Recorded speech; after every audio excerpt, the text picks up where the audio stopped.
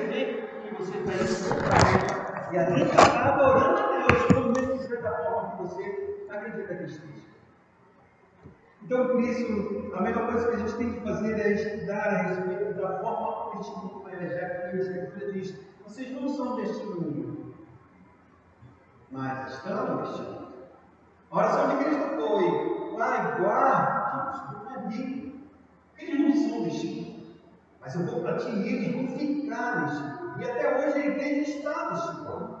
E lembre-se que a igreja, quando ela permaneceu, Deus determinou por meio de Cristo permanecer a igreja neste mundo, ela tem um processo que é característico dela e somente dela. Ela tem que ser luz e sal. Luz e sal. Dois elementos extremamente poderosos dentro da nossa característica como igreja.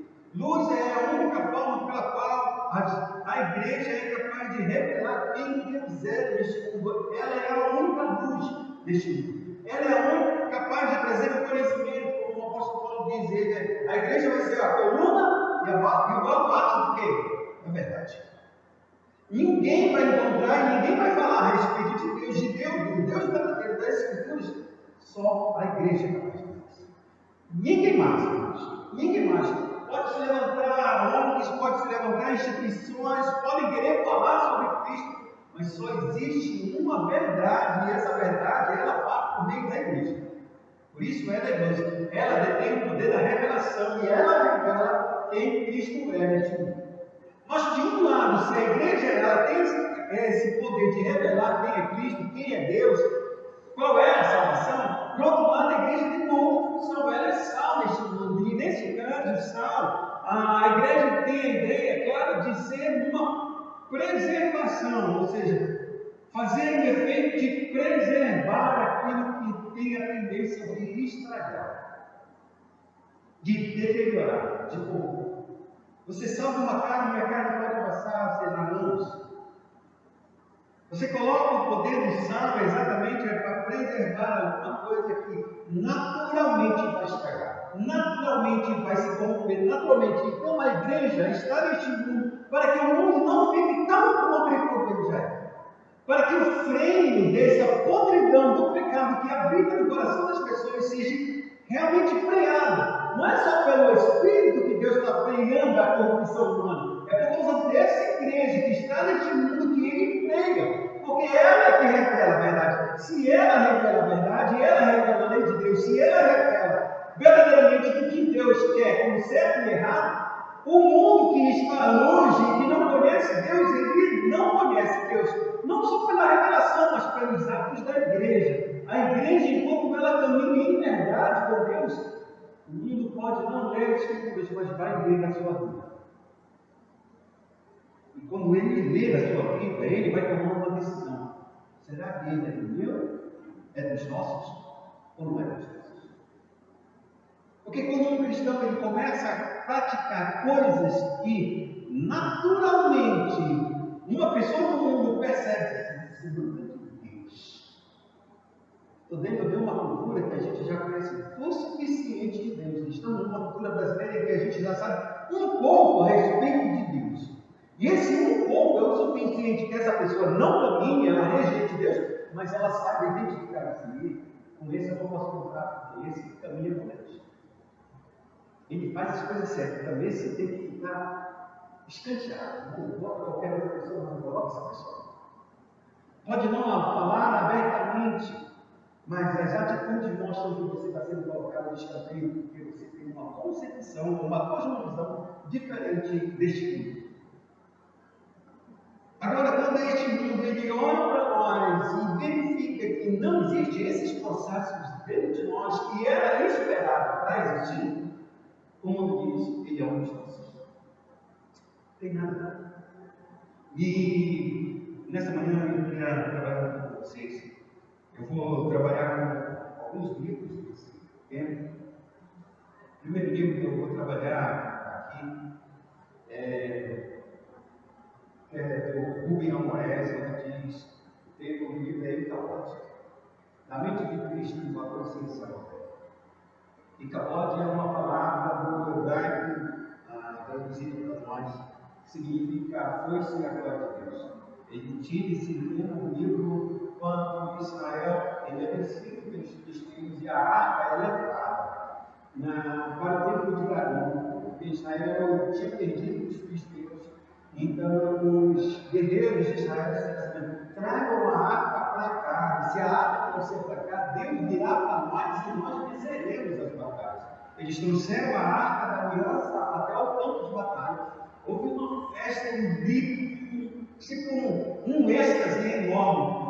Os inimigos, os de Israel, os filisteus que estavam um pouco mais distantes desse campo de batalha, eles ouviram esse alarido de festa, de grito, e eles disseram: o que aconteceu? A arca do Deus de Israel chegou para lá. Os filhos de Israel. Acabou a gente. A certeza era muito clara que até os inimigos sabiam que se a arca chegasse, teria perdido. Só que, olha a mentalidade que eu quero mostrar para vocês. Israel acreditava que se a arca chegasse, eles decidiram morrer. Os filisteus acreditaram que se a arca também chegasse, eles decidiram morrer. No caso, Israel. Um príncipe dos filisteus disse assim: nos esforcemos, tomemos coragem e vamos vencer esses inimigos. O resultado dessa batalha é que Israel perde, morre. Os 2 filhos de Eli são mortos. A arca é tomada e levada como um objeto de triunfo sobre o Deus de Dagon. Entra no templo do Deus de Dagon, coloca ela aos pés da estátua de Dagon. Nesse mesmo tempo, Eli morre ao ouvir verdadeiramente que Israel pereceu, os seus filhos morreram, e a terceira coisa, a arca foi tomada. A Bíblia diz que ele estava sentado no alto de uma casa, e então ele inclinou para trás. Ele já era velho, quando ele inclinou, ele caiu e acabou quebrando o pescoço. E segundo a profecia que Deus disse que no mesmo dia morreria ele e os seus filhos, porque ele defendeu os seus filhos diante do Senhor e honrou mais os filhos do que o próprio Deus. O resultado disso é que, quando antes que ele morre, ele disse: foi-se a glória de Deus em Cabode. Cabode significa a glória de Deus. Em Cabode seria: foi-se a glória de Deus. E ele diz que foi-se a glória de Deus porque a arca foi tomada, colocada no templo de Dagon. Se você for ler essa história, o resultado dessa história, depois de alguns anos, depois de alguns dias, diz que Dagon, que era a estátua, foi grande de água, estava embaixo. No dia seguinte, ela estava prostrada diante da arca. Os filisteus ficaram preocupados, levantaram a ergueram a estátua novamente e deixaram. No dia seguinte, Dagon estava prostrado diante da arca. Pela terceira vez, eles ergueram, deixaram. Quando foi na terceira vez, no terceiro dia, quando foi lá, a estátua de Dagon estava cortada, a cabeça somente, colocada no pé da entrada da porta, com o seu corpo totalmente virado, prostrado diante da arca. Eles perceberam que Deus de Israel era muito forte e não era ativo com a ideia que eles tinham a respeito do objeto chamado arca. A arca era um símbolo da presença de Deus, mas não transformemos Deus em seu próprio objeto. E aqui a mentalidade, Israel tinha uma mentalidade errada, os filisteus entenderam dessa mesma forma, acharam que era desse mesmo jeito. Se um Deus, um objeto de Deus, ou o próprio Deus, entre aspas, ele está na arca, então a gente perde. E o fato é que Deus estava mostrando que ele não pode ser colocado dentro de uma caixinha, que a gente pode levar ele para qualquer lugar. Isso é um grande problema da idolatria do mundo católico. Eu posso falar do meu Deus porque ele está dentro dele, eu passo pano nele, eu posso levar ele daqui para cá. Ele tem mão, tem perna, tem braço, mas não se move, então eu faço dele o que eu quero. Ele é o meu Deus, significa dizer que eu manipulo ele e coloco ele aonde eu quero. Isso é uma mentalidade idólatra, uma mentalidade que pode colocar Deus e fazer dele o que você bem entender. Então, na verdade, Deus não me deixa, porque ele deixa de ser soberano. Essa é a característica maior de qualquer Deus. E ser soberano sobre tudo e sobre todos. Pelo menos essa é a ideia teórica de todos os deuses, mas a gente percebe que os deuses dos homens, porque são feitos pelas mãos humanas, eles dependem exatamente dos próprios humanos para fazer o que eles querem que faz. Então, Rubem Amorés, ele escreve esse livro na década de 86, mais ou menos, 89, se eu não me engano. E nesse ponto, já se vão mais do que 40 anos, desde que ele escreveu esse livro. E esse livro, ele é extremamente importante para nós, para a gente entender como Deus trabalha nas nossas vidas. Não, 98, 89, 98. São 20 anos, quase 30 anos. Mas hoje eu queria falar exatamente com vocês a respeito disso, da nossa igreja e como a gente caminha com ela dentro deste mundo. Uma citação de Amorés diz assim: somos hoje uma igreja moderna. Não porque incluímos instrumentos modernos na nossa liturgia, mas porque incorporamos valores próprios de uma sociedade moderna. A secularização, individualismo, pluralização, são algumas dessas novas realidades que têm mudado o cenário das relações humanas e religiosas. Ele coloca três coisas a princípio: secularização, individualismo e pluralização. Cada uma dessas coisas a gente vai entender mais à medida que a gente for caminhando nesses estudos. Mas a primeira coisa a gente tem que entender que tipo de mundo a gente vive. Onde está exatamente a nossa vida inserida neste mundo? E o que é modernidade para nós? E aqui ele faz um ponto importante para nós dizer: a modernidade, você já parou para pensar se de alguma maneira, de algum modo, fosse retirada a energia elétrica das nossas vidas?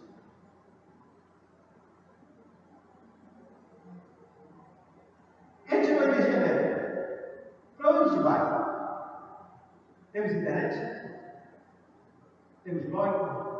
Temos site? Temos computador? Temos celular? Temos avião? Temos satélites? Temos geladeira? Micro-ondas? Fogão elétrico? Televisão? Qualquer tipo de coisa de eletricidade. Sabe o que a gente vai fazer se a gente não tem energia elétrica? A gente não compra. 200 anos atrás. A gente vai viver exatamente há quase 200 anos atrás, vivendo uma sociedade. E a pessoa chegar um dia e dizer: não tem energia elétrica, não água gelada. Não, vai no bar. Vai de novo no filtro de bar, o máximo que vai ter de geladeira. Ou tu sobe no bioma desse gigante de gelado e toma água gelada. Não, mas eu agora vou de carro ali para Brasília. Pega o gênio, não dá para dar. Não tem partido. Acabou. Acabou. Não tem como funcionar. Não parte nada. Basta manter. É necessário que tenha pelo menos uma bateria no carro para ele funcionar. Não tem. Acabou a energia elétrica. Acabou. Pode ser o carro mais potente. Não vai ligar. Então a gente começa a perceber que a modernidade ela traz algumas coisas muito boas. E é isso que eu quero começar a colocar para vocês. Tem coisas na nossa vida que a gente está inserido dentro dessa modernidade que é muito maravilhosa, que é um oásis para nós. Mas ao mesmo tempo, esse grande benefício que tem esconde atrás desses benefícios um grande perigo para nós como igreja. E esse grande perigo é que ele vai dizer assim mesmo: temos as maiores oportunidades, mas temos as piores coisas que estão acontecendo dentro da nossa comunidade. O que a gente pode dizer é que a gente tem um desafio enorme do que qualquer outro, sem precedentes, de qualquer outra geração antes da nossa. E isso foi pontuado em 1989 no Congresso Mundial de Evangelização, ou seja, em Manilha, nos Estados Unidos, houve um Pacto de Lausanne. Esse congresso era um congresso mundial de evangelismo global, frente à modernidade. Lembremos que estamos em 89, 99, virando para 90. E eles estavam declarando exatamente como a gente vai evangelizar este mundo tão tecnológico, tão violento, tão cheio de tantas artifícios e tantas coisas boas. Qual é o nosso grande desafio de alcançar nossas gerações? Era isso que era o tema desse congresso. E nesse congresso, um doutor chamado Gibbs, ele é teólogo, ele é escritor, ele é filósofo, se a gente pode dizer, um pensador. E ele declarava a respeito do princípio da modernidade. No tempo de.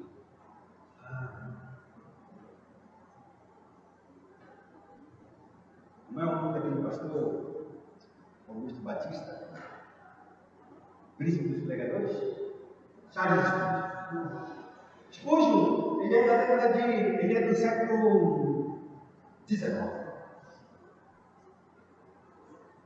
E ele, no século XIX, está começando o processo da modernidade verdadeiramente tomada como vapor e outras coisas, se tornando cada vez melhorando a vida da humanidade. Só que, ao mesmo tempo que está melhorando, existe uma corrente filosófica correndo dentro deste mundo que vai minando a igreja. E essa corrente era o modernismo com uma essência de pragmatismo, com uma essência de tudo aquilo que pode ser feito algo bom, baseado apenas no resultado. Então tudo era julgado baseado naquele resultado. Se você faz o que você faz e alcança aquilo que você deseja, não importando os meios como você alcança, isso é considerado válido e útil. Quando você faz isso, que a gente chama de pragmatismo, fazer as coisas certas para alcançar o fim certo, a princípio, quando a gente olha isso, mas é lógico. Se eu for construir um celular, eu quero que ele funcione e ligue para alguém. Se eu construir um celular e que ele não liga para ninguém, quem recebe também, não faz sentido, eu já vou embora. Quando a gente pensa assim, está tudo certo. Porém, quando a gente não está trabalhando com objeto, mas estamos trabalhando com morais, com comportamentos humanos. O negócio começa a ficar mais difícil, porque a gente começa a decidir o que é certo e o que é errado com base naqueles resultados que nós estamos tendo. Se a gente olha para nós, como igreja, olha lá, 1, 2, 3, 4. Se a gente colocasse apenas 3 bancos, hoje aqui, essa igreja, tirando tudinho, nossa igreja estaria lotada. Sim ou não? 3 bancos, nossa igreja está lotada. Voltamos com os bancos, nossa igreja está vazia. Nossa igreja de sucesso, não é de fracasso. Você está entendendo? Se a gente começar a pontuar a respeito daquilo que as pessoas dizem como sucesso, se a gente retirar todos os bancos, a gente tem sucesso. Se a gente volta a colocar de novo os bancos, a gente é um fracasso. A gente passa de novo no sucesso de uma igreja, uma evolução de uma igreja, um crescimento de uma igreja baseado nos seus números e desde quando Deus estipulou o crescimento da igreja baseado em números, não em ser igual a Cristo. É isso que define a igreja. Um crescimento, crescer na graça e no conhecimento do nosso Senhor e Salvador Jesus Cristo. Aprender de mim, imitai, porque eu sou imitador de Cristo. O profeta dizia, como a luz da alvorada, seja também vocês o conhecimento de vocês, que cresça cada vez mais, que seja aumentado no crescimento que leve verdadeiramente a gente se tornar, como diz o apóstolo, varões perfeitos, segundo a medida da estatura de Cristo. Então, o crescimento que Deus propõe à vida da igreja não é um crescimento numérico. Porque se fosse crescimento numérico, a própria Escritura entraria em contradição, porque ela diz claramente que a salvação será de poucos e não de muitos. Será somente um remanescente que será salvo. Se é só um remanescente, irmãos, e a igreja tem poucos remanescentes. Lembremos que muitas igrejas que estão grandes e cheias pode ser de muitos e poucos verdadeiramente de Deus. E aqui a gente começa a entender por que esse mundo é tão difícil, para que a gente consiga entender por que essa pressão de resultados sobre mim, sobre vocês, sobre a igreja, é cada vez maior, é cada vez maior. E se você tem esse peso sobre os seus ombros, você passa a comparar você com outras pessoas, porque é isso que verdadeiramente este Satanás, nosso inimigo, ele quer fazer uma coisa conosco: tirar-nos os olhos de Cristo. E se ele tira os teus olhos de Cristo, ele vai colocar em alguém. Ele vai colocar em alguma coisa. E por meio desta coisa ou deste alguém, você vai passar a se comparar. E quando você começar a se comparar com esse alguém, irmãos, vocês vão ficar cada vez mais parecidos com este alguém. Porque é aquilo que a gente adora, a gente se dá. Se nós olharmos para Cristo continuamente, nós estaremos adorando e nós também nos transformando como Ele, nos tornando como Ele. Mas se nós, de alguma maneira, retiramos os nossos olhos de Cristo e colocamos em outros, nós passaremos a nos compararemos nosso marido, compararemos nossa esposa, compararemos nossos filhos, compararemos nossos empregos, nossos salários, tudo, irmãos. Não com Cristo, não com ninguém, mas com essas coisas desse mundo. E essas coisas desse mundo, quanto mais a gente se compara, mais a gente vai querer ser como esse mundo. Porque a gente não estará satisfeito em Deus e somente em Deus. E, portanto, a gente cai num grande abismo de se afastar de Deus e achar que está caminhando com Ele. Dito isso, vou falar algumas coisas a respeito de como esse sistema de trabalho nosso. Porque essa modernidade é tão boa e ao mesmo tempo tão perversa. Porque a gente está dentro de um período de extremo contraste. Vocês querem ver algumas coisas? Alguns exemplos são importantes para nós. Você sabia que nos dias de hoje há mais divórcio do que qualquer outro lugar? Nunca o casamento foi tão esfacelado. Nunca os relacionamentos entre um homem e uma mulher nunca foram tão tênues, tão finos, tão pouco sólidos. Por qualquer coisa se separa, por qualquer coisa, e até uma alegria para as pessoas se separar e casar, e acabou o casamento. E ele já voltou de feio. Eu estou aqui com vocês, isso aí que é bom. Sem amar, sem nada, o negócio é casar, é bom casar. Como disse na boca de Paulo, é bom casar. Só que ele se esqueceu também que ele está dizendo que é bom também se divorciar, para no sexto casamento. Então, se é bom casar, é bom divorciar, porque no sexto. Mas esse é o retrato deste casamento. Mas vocês sabiam que, por outro lado, nunca, em todo o tempo da história da humanidade, os relacionamentos entre um homem e uma mulher se tornaram tão fortes e sólidos. Sabiam disso? Porque os poucos que ficam verdadeiros, eles ficam com base em um relacionamento muito profundo, no sentido de que ele é o meu parceiro para todas as horas. Eu conto com ele, eu conto com ela, ele verdadeiramente é minha parceira, é uma mulher idônea, eu consigo me relacionar a ele, meu companheiro é meu amigo. A minha companheira é minha amiga. Eu vou para esse lado e ela vai junto comigo. O que deve haver, eu estou indo com ela. O relacionamento e as formas de se tratar esses pequenos, ainda que sejam poucos, são extremamente fortes. Porque encontram um parceiro e uma parceira, verdadeiramente um parceiro para a jornada, para enfrentar tudo.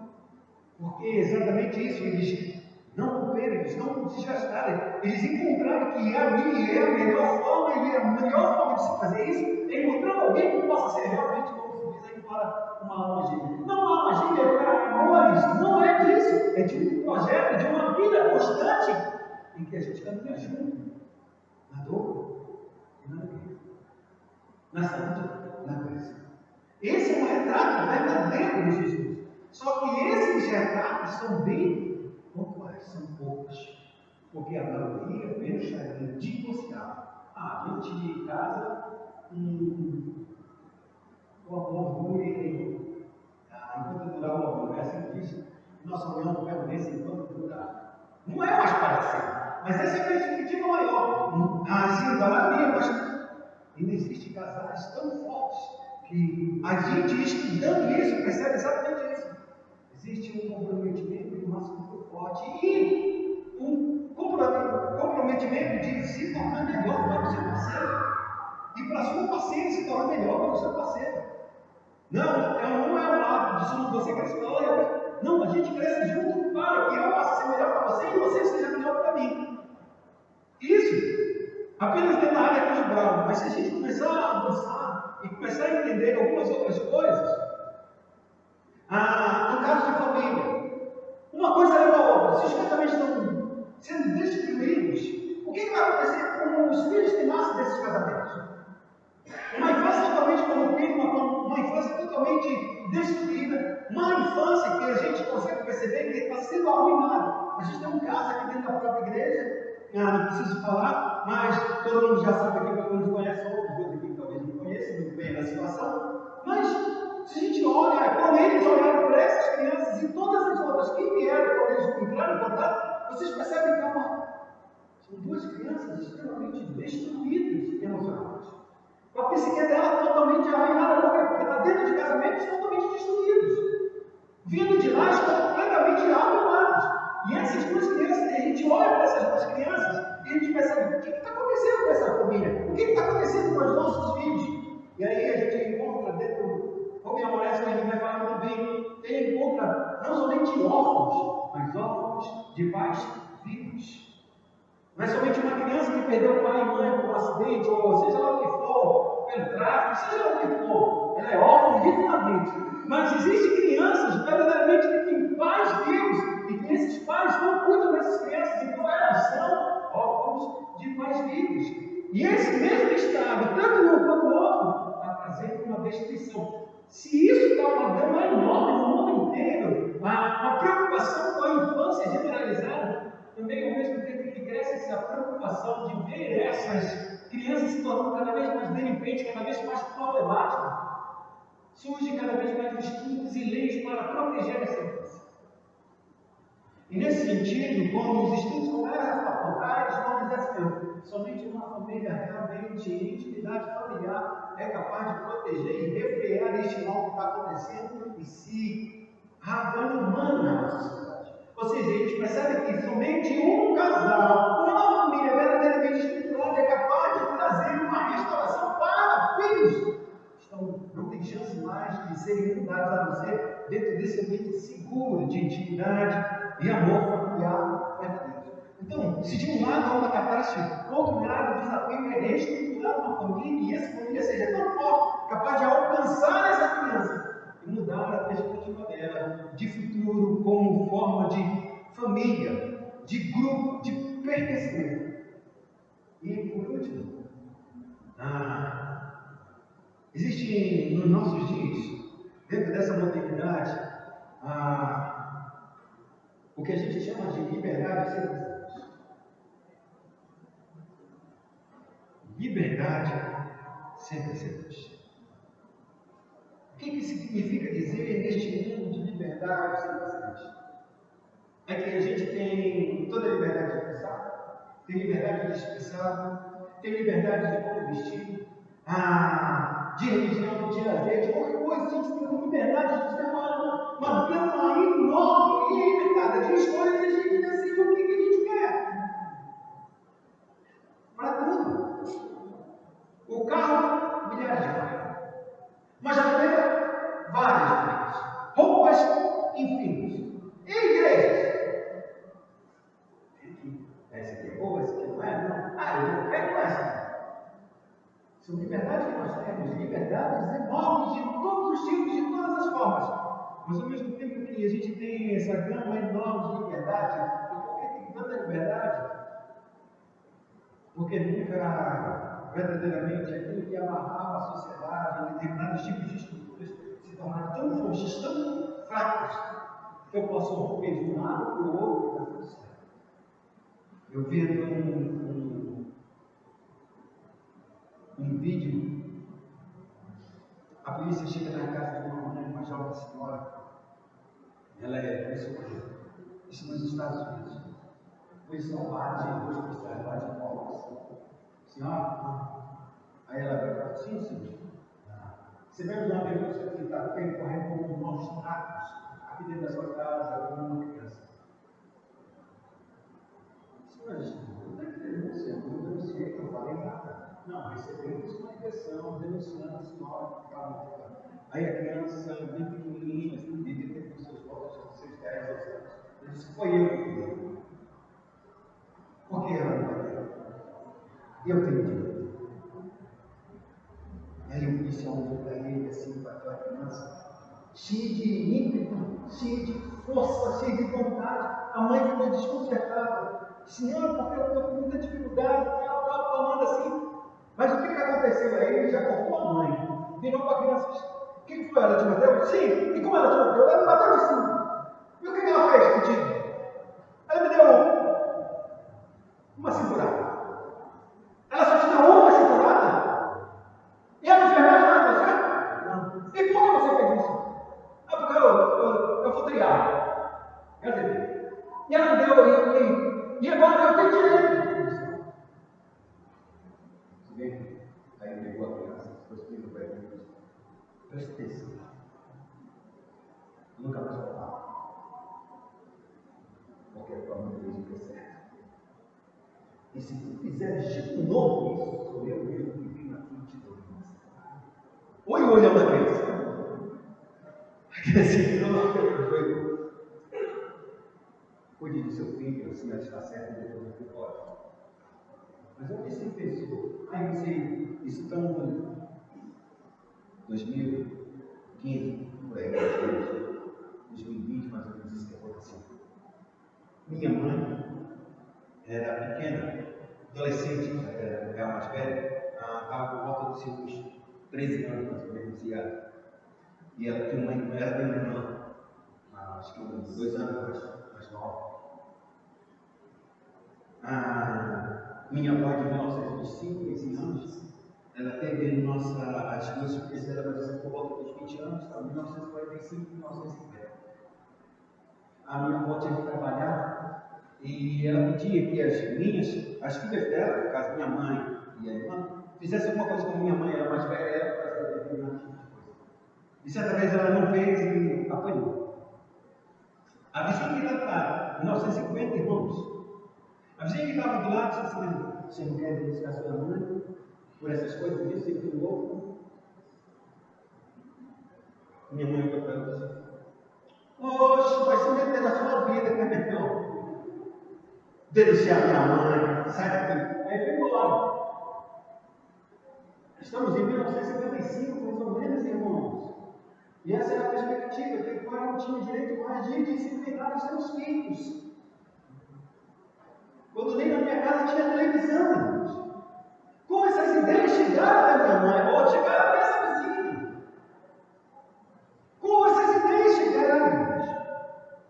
As ideias vão se propagando por outros meios de comunicação, esses meios chegam através de revistas, através de jornais, elas vão entrando, surtindo efeito, vai mudando a cabeça e o comportamento das pessoas, até que chega a manifestação desse comportamento. Um professor da nossa classe do seminário dizia assim: alguém neste mundo está pensando. Nada que acontece nesse mundo não acontece por acaso. Alguém pensou para fazer determinada coisa. E é isso que está acontecendo na sociedade. Eu penso de uma forma como a sociedade pode agir. Eu começo com um determinado ponto. A sociedade talvez não saiba o que vai acontecer. Mas se 10 vamos se encontrando e dentro de 5, 10 anos a sociedade está pensando como aquilo que ela determinou que ela deveria pensar. E é esse que é o ponto que a gente tem. Agora essa liberdade está tão frouxa, e agora que a gente é tão livre, agora a gente é tão escravizado, álcool, drogas, sexo, prostituição, escravidão de todos os tipos, seja da própria internet, dos vícios, de 3, 4, 5 horas dentro do computador só para fazer besteira. E eu estou falando de imoralidade, de pornografia, só porque eu não vejo vídeo. Como um vício, uma cara. Quem perde 2, 3, 4, 5 horas já se foi. Hoje, nos dias de hoje, fizeram uma propaganda enorme no cinema, acho que foi coreano ou japonês, em que todo mundo está na sala do cinema, apaga-se as luzes, né? Vai começar o filme. Mas de repente, faz uma propaganda a respeito do perigo de se usar celular no carro. E toda vez que a gente usa celular no carro, a probabilidade de acontecer um acidente é enorme. Então colocaram isso na tela, fizeram a projeção de um pequeno filme de que a pessoa está ligando. E eles não sabendo o que está acontecendo. Acidente normal, e aí caminhando. E de repente toca o telefone. E quando ele toca o telefone, a pessoa pega o telefone para olhar. E como dirigindo, ela sai da pista dela. Já entra na pista da contramão. Já entra com o carro na colisão. Quando bate o carro na colisão, sabe o que acontece? Eles não sabem o que está acontecendo lá, só sabem que está dentro da direção. Não conseguem ver o carro, só conseguem ver a sensação. O carro, uma mão, o celular ligando. Na mesma hora que acontece o acidente, é impressionante isso, mas Japão é uma outra história. Todos os celulares daquele auditório saltam. Atenção, o desespero daquelas criaturas que estavam lá esquecendo, ouvindo o seu celular tocando como se estivesse vendo paraísos naquela memória. E assim encerra o vídeo deles ligando. O ponto é que a gente está tão próximo e é tão escravo dessas tecnologias que a gente perdeu de como a gente deve usá-las. E por que se faz isso? Porque alguma coisa a gente precisa entender, que essa liberdade sem leis não é liberdade, é escravidão. Por isso, eu queria que você abrisse sua Bíblia no livro de Juízes, capítulo 17.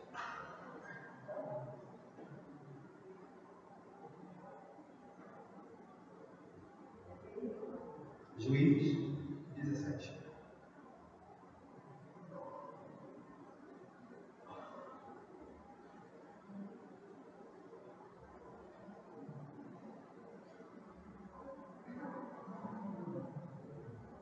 Verso de número 6.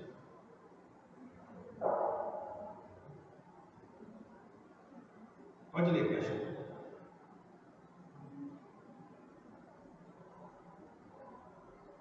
Naqueles dias não havia rei em Israel. Cada qual fazia o que achava mais certo. Agora, 18. Mesmo livro.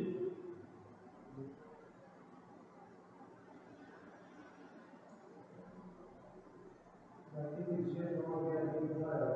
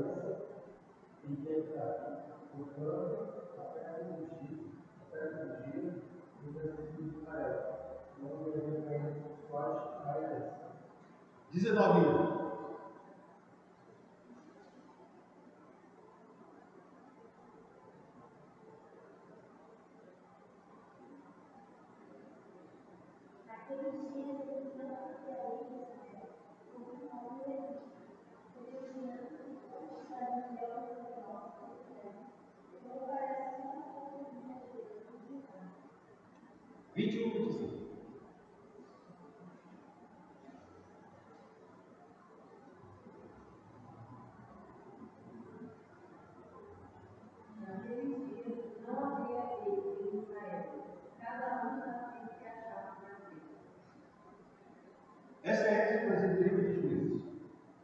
Não havia rei em Israel. Naqueles dias não havia rei. E cada um fazia o que devia fazer. A cada relato desse texto que é citado no livro de Juízes, alguma coisa terrível vai começar a acontecer.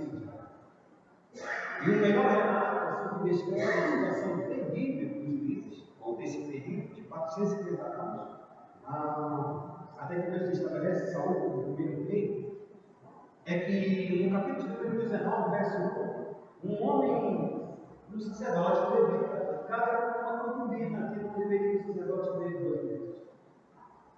Porque não havia rei de Israel, o sacerdote levita. Então o que acontece? Ele casa com uma concubina, se separa da concubina, depois ele vai, a concubina se arrepende e diz: não, eu quero de novo a minha mulher para mim. Trouxe a mulher. Na viagem de retorno, ele se alegrou com o pai da mulher, no caso com o seu sogro. Aí voltou, só que ele estava ainda caminhando, ele para numa cidade de Benjamim. E ele ia seguir mais, quando estava tarde, ele resolveu pousar ali naquela cidade. E ele disse assim mesmo, não, você não pode ficar na praça comigo, vem para minha casa. Aí ele trouxe ele e a filha. O que acontece? Os homens daquela cidade eram os vampiros. Perversos.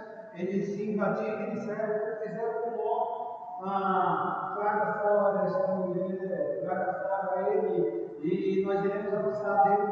Aí o homem entrou na casa e disse, não faça isso. Aí sabe, ele fez, pegou a cobrinha e dançou lá para fora. A Bíblia diz que abusaram daquela mulher durante a vida. Todos os homens. Amanhã, quando amanheceu, ele se levantou e disse, vem mulher, se levanta daí. Se levanta daí.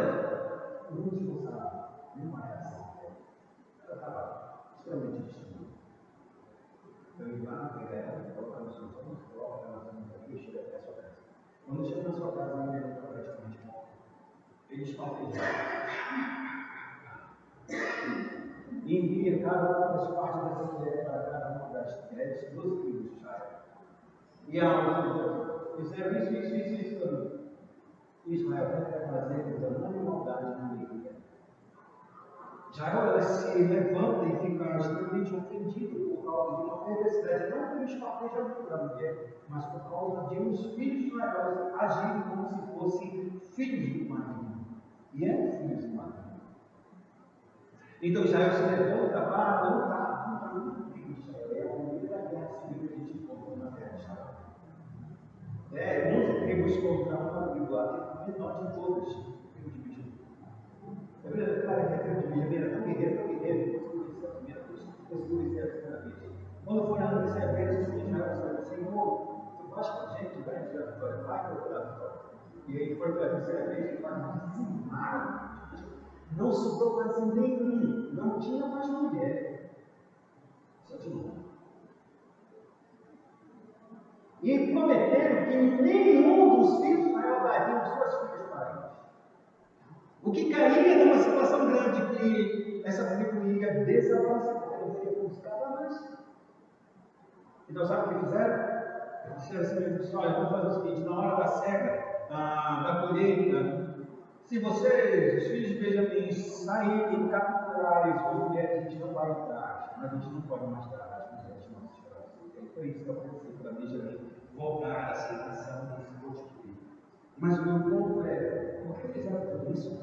Porque não havia lei de Israel para fazer bem, achavam que era certo na sua cabeça. Esse é o tipo de liberdade que a gente vive. Esse é o tipo de liberdade que a gente começa a ver de maneira devastadora na nossa sociedade. A gente escolhe o que a gente quer e o que a gente não quer. A gente escolhe seguir a Cristo ou não seguir. Seguir a Cristo pela metade ou seguir a Cristo 45%, 10%, 15%. A gente escolhe. Por quê? Porque as regras que a gente está seguindo não são regras frágeis. Certa vez eu vi num debate da Igreja Católica, um padre dizendo assim mesmo, disse, olha, o dízimo não é 10%. Se você separar 1%, é o seu dízimo. Não é isso que a Escritura diz. Não é isso. Mas quando eu estou afrouxa, eu posso, se ele diz que é 1%, por que eu vou dizer que não? Ele que estudou, eu não estudei nada, ele está dizendo que 1% é dízimo. O que não é dízimo? Tudo por quê? Porque nem 1% da pessoa estava dando, porque não estava dando os 10%, não. 10% é muito. 10% não. Se você der 10%, mas se você der 1%, já é o seu dízimo. E sabe quando a gente diminui as regras? A gente se torna bastante bem. Esse é o problema disso. É que se a gente coloca uma regra muito alta lá em cima, um padrão exato, a gente vai se esforçar. Embora a gente nunca alcance esse padrão perfeito, a gente sempre se esforça em não. E sai daquele nível que a gente estava antes. Mas se a regra é tão baixinha e eu não me esforço, a tendência é que eu não seja tão medíocre, tão incapaz de controlar. Qualquer coisa eu consigo, a qualquer momento eu faço. É como aquele que acha que não é repetitivo. Não, qualquer hora eu falo, quando eu quiser eu falo, quando eu não quiser eu falo, e assim vai. Quando ele para, quando ele dá um passo, já é, acabou. estabeleceu que a regra era ele que fazia. E aqui a gente tem o último passo dessa igreja, dessa sociedade, em termos espirituais agora, que religioso. Você já parou para pensar que quando a gente é tão fácil o acesso a Espírito Santo, quantas versões nós temos? E agora a gente está na versão, todas as versões, quase todas as versões. E você vai até os textos originais da Bíblia. Se você souber ler grego, hebraico, você coloca aqui, Bíblia em grego, Bíblia em hebraico, vai estar o texto original. Todas as versões na palma da tua mão. Quem imaginaria que nós teríamos tanta Bíblia só um? E não só o texto, não. As Bíblias dizem tudo que nós temos. Mas era mais difícil na década de 90, quando eu me converti, ter uma Bíblia de estudo. Era extremamente. Hoje é caro. Mas no nosso tempo, extremamente caro. Era raro alguém ter uma Bíblia de estudo. As pessoas, tipo assim, era como se fosse um status ter uma Bíblia de estudo. E não é um status de orgulho para obedecer, é porque queria muito conhecer as Escrituras. Mas hoje a gente não tem somente Bíblia de estudo, a gente tem comentários completos dentro da internet que a gente passa. Nossa, muito melhor do que uma Bíblia de estudo. Muito melhor. Só que existe um detalhe. Se por um outro lado está crescendo tudo isso, e é uma diversidade grande de conteúdos evangélicos, ou de conteúdos bíblicos mesmo, não estou nem falando de não bíblicos, mas bíblicos mesmo, estudos verdadeiros. Por outro lado, a gente tem uma sociedade em que os próprios cristãos não conhecem mais as Escrituras. Tem uma gama de número de ferramentas. Do outro lado, há um analfabetismo bíblico das Escrituras. E não é somente segmentos. Muitos pastores não conseguem definir o poder da salvação, ou seja, qual é o fundamento da salvação. A Bíblia diz: nem os pastores sabem o fundamento da nossa salvação. E o que a gente tem nesse ponto? É essa sociedade que tem tanta coisa e ao mesmo tempo tem nada. Como ela vai viver num mundo desse que está cheio de Bíblia, mas ela não sabe a Bíblia? Onde estão os pensamentos dessa pessoa? Não vai brigar pelos pensamentos deste mundo, não vai ser guiado pelos pensamentos do mundo, tendo a mesma Bíblia aqui, mas a Bíblia não serve como um instrumento de verdade para ela, porque a verdade não está nas Escrituras, porque a sua cabeça não está lá. A sua cabeça está neste mundo. E quando ela olha neste mundo, com as lentes deste mundo, ela vai cada vez mais se afastando da verdade e ela vai acreditando que aquilo que ela acredita como verdade, ou melhor dizendo, aquela que acredita que verdadeiramente é o que é certo, o resultado disso é que já na década de 90, Moraes disse que o nível de intelectualidade dos cristãos evangélicos é menor do que as pessoas do mundo.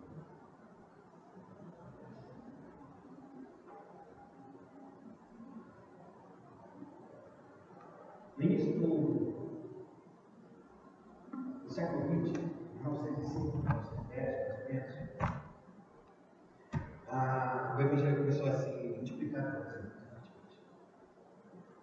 E nesse período, acho que era mais de 80, 90% da população brasileira era católica. Quando a Bíblia chegava na década de 80, o vocabulário do povo evangélico tinha mudado. Você pode pegar a Bíblia, a arte, né? A revista corrigida. Você percebe que a leitura da Bíblia corrigida é muito mais difícil. Os textos são voz. Hoje a gente já não tem mais esse voz praticamente, porque tem uma leitura mais agradável, mais moderna, a gente pode dizer. Mas o português da Bíblia, a arte era muito mais robusto, muito mais difícil. Mas você via que os cristãos começavam a aprender a ler e o vocabulário começava a melhorar por causa da leitura bíblica. Conheci pessoas aqui não, conheci testemunho aqui, e conheci pessoalmente uma pessoa que aprendeu a ler pela Bíblia, não por ninguém, pela própria Bíblia.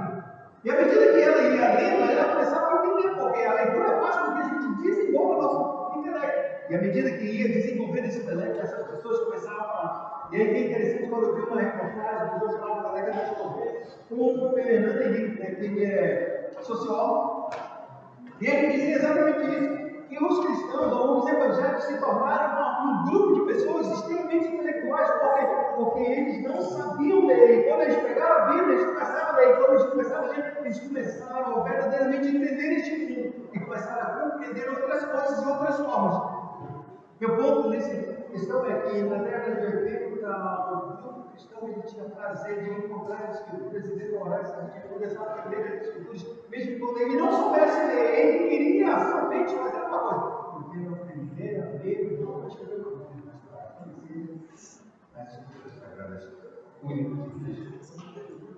20 anos se passaram, gente, e agora os cristãos estão mais em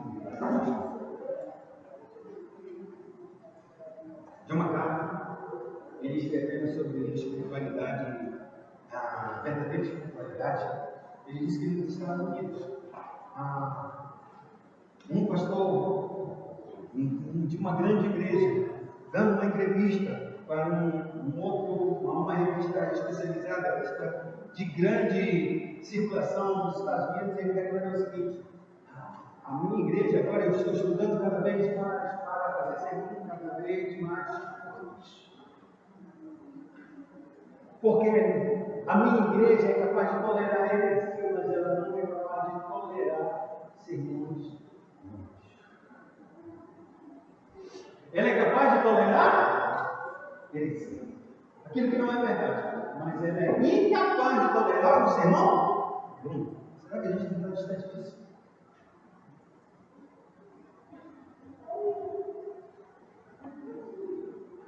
Será que a gente não está capaz de...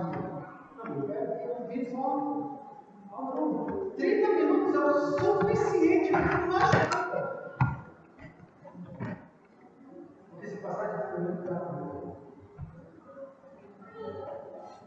E aqui a gente entra exatamente no comportamento. Onde isso diz? Quando a gente diz só é 30 anos. De onde surge esse comportamento de congregação pode durar mais de uma hora? Será porque o domingo não deixou de ser o dia do Senhor? Se tornou o meu dia?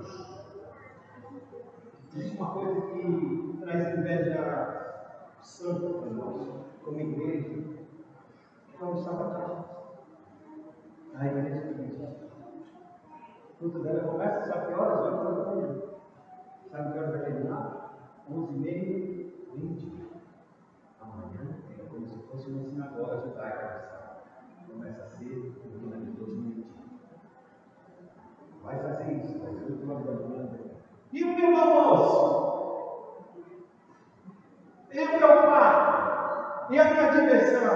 Minhas leis começam a se afrouxar porque eu estou dizendo que esse dia é meu e não é o do Senhor. Porque o dia do Senhor é o dia do Senhor separado somente para Ele, não mais para ninguém.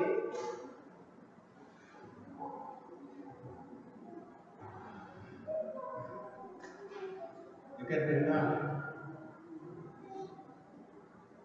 Eu queria só ler o texto para vocês. Deuteronômio capítulo número 6.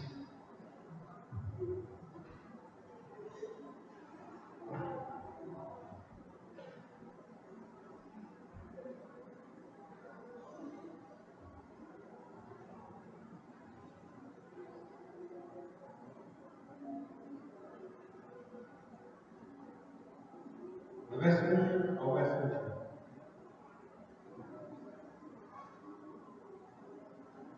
Diz assim: Fita lei é a obediência. Estes, pois, são os mandamentos, os estatutos e os juízos, que mandou o Senhor teu Deus, se te ensinasse, para que os cumprisse na terra que passas a possuir. Para que temas ao Senhor teu Deus, e guarde todos os seus estatutos e mandamentos que eu te ordeno, tu e teu filho e o filho de teu filho, todos os dias da tua vida, e que teus dias sejam prolongados. Ouve, pois, ó Israel, e atenta em os cumprires, para que bem te suceda, e muito te multipliques na terra que manda leite e mel, como te disse o Senhor, Deus dos teus pais. Ouve, Israel, o Senhor nosso Deus é o único Senhor. Amarás, pois, o Senhor teu Deus de todo o teu coração, de toda a tua alma, de toda a tua Estas palavras que hoje te ordeno estarão no teu coração, e tu as inculcarás a teus filhos, e delas falarás assentado em tua casa, e andando pelo caminho, e ao deitar-te e ao levantar-te. Também atarás como sinal na tua mão, e te serão por frontal entre os olhos, e as escreverás nos umbrais de tua casa e nas tuas portas.